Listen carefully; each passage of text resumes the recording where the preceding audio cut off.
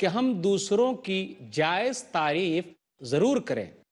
ہر آدمی چاہتا ہے کہ اس کی تعریف کی جائے، اس کے کام کی سراہنا کی جائے۔ اگر آپ ذمہ دار ہیں تو ضروری ہے کہ آپ کے ماتحت جو لوگ کام کر رہے ہیں آپ گاہے بگاہے اس کی جائز تعریف ضرور کیجیے۔ جائز تعریف کرنے سے فائدہ یہ ہوگا کہ ان لوگوں کو کام میں اور دل لگے گا، وہ اور محنت سے کام کریں گے۔ نبی صلی اللہ علیہ وسلم کی زندگی میں ہمیں یہ لگتا ہے کہ آپ صلی اللہ علیہ وسلم ہمیشہ لوگوں کو ابھارا کرتے تھے۔ آپ صلی اللہ علیہ وسلم جائز کام پر لوگوں کی تعریف کرتے تھے۔ بیجا تعریف نہ کریں، جائز تعریف ضرور کریں۔ اس لیے لوگ پوچھتے بھی ہیں، اگر ہم اور آپ تعریف نہیں کریں گے تو جی میرا کام اچھا نہیں لگا، کیا باس، ہمارا سیٹ، ہمارا مالک ہم سے ناراض ہے؟ کیا کام اچھا نہیں چل رہا ہے؟ تو گاہے بگاہے آدمی جب تعریف کرتا ہے اور جائز تعریف کرتا ہے تو کام کو نئے سرے سے کرنے کا مادہ اور پیدا ہوتا ہے اور آدمی اچھے طریقے سے کام کرتا ہے۔ اس لیے جائز تعریف ضرور کیجیے۔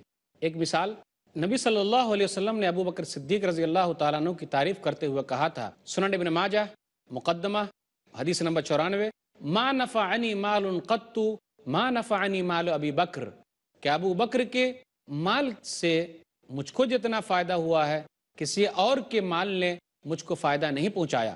فبکا ابو بکر، تو ابو بکر رضی اللہ تعالیٰ عنہ رونے لگے اور کہا، اللہ کے رسول، میں اور میرا مال آپ کے لیے ہے۔ دیکھا آپ نے، جائز تعریف کی نبی صلی اللہ علیہ وسلم نے تو دل اور خوش ہو گیا۔ تو ہر آدمی چاہتا ہے کہ اس کی تعریف کی جائے اور جائز کام پر جائز تعریف ضرور کی جائے تاکہ وہ کام کو اور اچھے طریقے سے کر سکے۔ آئیے ایک واقعہ اور سناؤں کہ ابو بکر صدیق رضی اللہ تعالیٰ عنہ نے اپنا مال دین کی خدمت میں کتنا لگایا ہے۔ سنن ابی داؤد کتاب الزکاہ کتاب نمبر 9 حدیث نمبر 1678، عمر بن خطاب رضی اللہ تعالیٰ عنہ کہتے ہیں کہ نبی صلی اللہ علیہ وسلم نے حکم دیا کہ اللہ کے راستے میں مال دو، فوافق ذلک مالا عندی، تو اس وقت میرے پاس مال تھا تو میں مال لے کر نبی صلی اللہ علیہ وسلم کے پاس آیا اور آدھا مال لے کر آیا اور دل ہی دل میں خوش تھا کہ آج میں ابو بکر صدیق کو ہرا دوں گا، الیوم اسبق ابا بکر، آج میں ابو بکر صدیق کو ہرا دوں گا۔ لے کر آئے، نبی صلی اللہ علیہ وسلم نے پوچھا، ما ابقیت لاہلک، عمر گھر والوں کے لیے کیا چھوڑ آئے ہو؟ کہا، مثلہ، آدھا لے کر آ گیا ہوں اور آدھا چھوڑ آیا ہوں۔ اتنے میں ابو بکر صدیق رضی اللہ تعالیٰ عنہ بھی آ گئے۔ نبی صلی اللہ علیہ وسلم نے پوچھ لیا، ما ابقیت لاہلک، گھر والوں کے لیے کیا چھوڑا ہے؟ کہا، ابقیت لہم اللہ ورسولہ، تمام سامان گھر کا لے کر آ گئے ہیں۔ کہنے لگے کہ گھر والوں کے لیے اللہ اور اس کا رسول ہی کافی ہے، گھر والوں کے لیے اللہ اور اس کے رسول کا نام ہی چھوڑ آیا ہوں۔ تو نبی صلی اللہ علیہ وسلم گاہے بگاہے جائز تعریف کرتے تھے۔ کسی کا کپڑا آپ کو اچھا لگا تو آپ دعائیں دیجئے، ماشاء اللہ کتنا اچھا کپڑا ہے، اللہ تعالیٰ آپ کو برکت دے۔